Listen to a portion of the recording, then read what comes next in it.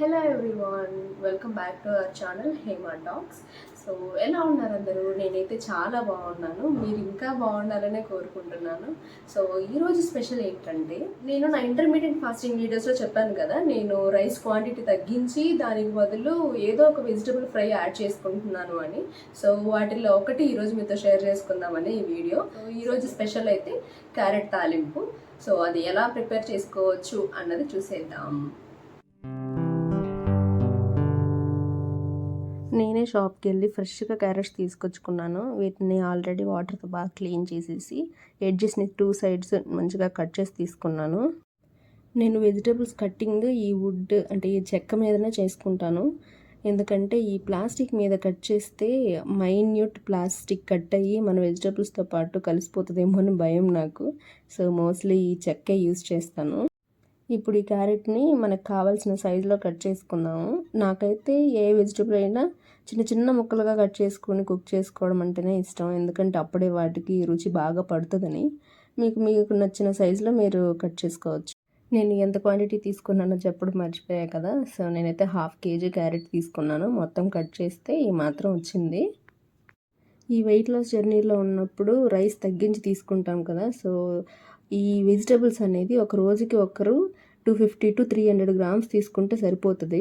ఇలా కట్ చేసుకున్న తర్వాత క్యారెట్ మొత్తాన్ని కుక్కర్లోకి వేసుకొని ఒక స్పూన్ ఉప్పు వేసి క్లోజ్ చేసి స్టవ్ మీద పెట్టేసుకోవాలి. ఒక్క విజిల్ రానిస్తే సరిపోతుంది. ఒక్క విజిల్ వచ్చిన తర్వాత స్టవ్ ఆఫ్ చేసేసి ఆ ప్రెషర్ మొత్తం పోయిన తర్వాత వాటర్ ఫిల్టర్ చేసి తీసుకుంటే క్యారెట్ మంచిగా ఉడుకుంటుంది. ఇలా మెత్తగా అయిపోతుంది. తాలింపుకి కావాల్సింది అయితే ఒక స్పూన్ ఆవాలు, కాస్త కరివేపాకు, 4 ఎండుమిర్చి, 3 స్పూన్స్ ఉద్దిపప్పు, 3 స్పూన్స్ శనగపప్పు. దీంతోపాటు గార్లిక్ ఉంటే ఒక 10 పీసెస్ యాడ్ చేసుకోవచ్చు, బాగుంటుంది ఫ్లేవర్. స్టవ్ మీద కడాయి పెట్టుకొని 1/2 స్పూన్ ఆయిల్ వేసి కాస్త వేడెక్కాక ఆవాలు 1 స్పూన్ తీసుకున్నాం కదా, అది వేసుకోవాలి.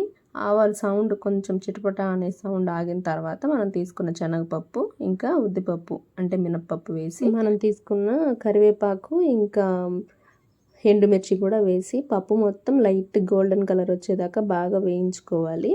దాని తర్వాత ఇంకా మనం ఆల్రెడీ ఉడికించి తీసి పెట్టుకున్న క్యారెట్ మొత్తం ఇందులో వేసుకొని బాగా మిక్స్ చేసుకోవాలి. ఇది లో ఫ్లేమ్లోనే ఉంచేసి ఈ లోపల ఇంకొక అసలైన ఇంగ్రీడియంట్ క్విక్గా రెడీ చేసేసుకుందాము. ఆ ఇంగ్రీడియంట్ కోసం ఇంకొక కడాయి పెట్టేసుకొని అందులో 1/2 కప్ గ్రౌండ్ నట్స్ వేరుశెనగ పప్పులు లైట్గా వేయించాలి. దాంతోపాటు ఒక 4 ఎండుమిర్చి వేయించి తీసుకోవాలి. పప్పు మీడియంగా వేగితే సరిపోతుంది.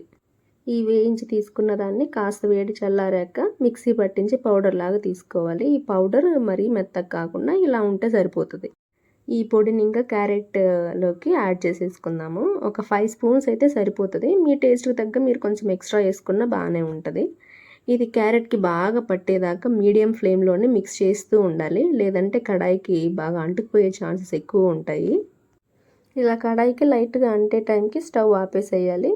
ఒకసారి టేస్ట్ చూసుకొని సాల్ట్ ఇంకాస్త కావాలనుకుంటే యాడ్ చేసుకొని బాగా కలపాలి. అంతే, క్యారెట్ తాలింపు అయితే రెడీ. ఇక ఈ క్యారెట్ తాలింపుని మనం అన్నంతో పాటు సర్వ్ చేసుకొని హ్యాపీగా తినేయచ్చు. అంతేనండి, సింపులే కదా.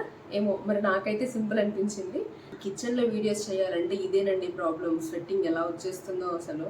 సో అప్పుడప్పుడు అట్లా టచ్అప్ వేసుకుంటున్నాను. టచ్అప్ అంటే నేనేం మేకప్ వేసుకోను, ఊరికే అట్లా ఒక చిన్న కర్చీఫ్ అట్లాంటివి తీసుకొని ఇంకా అట్లా తుడిచేసుకుంటే కొంచెం నీట్గా కనిపించాలి కదా మీకు. ఇంకా ఇలాంటి simple and healthy vegetable fry recipes అన్నీ మన ఛానల్లో ఒక ప్లేలిస్ట్ లాగా క్రియేట్ చేసి యాడ్ చేస్తాను. సో దట్ మీరు ఎప్పుడైనా ఈజీగా వెతుక్కొని చూసుకోవచ్చు అండ్ ట్రై చేసి మీ ఎక్స్పీరియన్స్ కూడా చెప్పొచ్చు. వెయిట్, నేను ఇంకా మిమ్మల్ని సబ్స్క్రైబ్ చేయమని అడగలేదు కదా.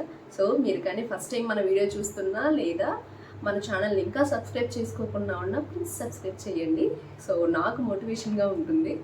సో అంతేనండి. Thank you for watching. Bye bye.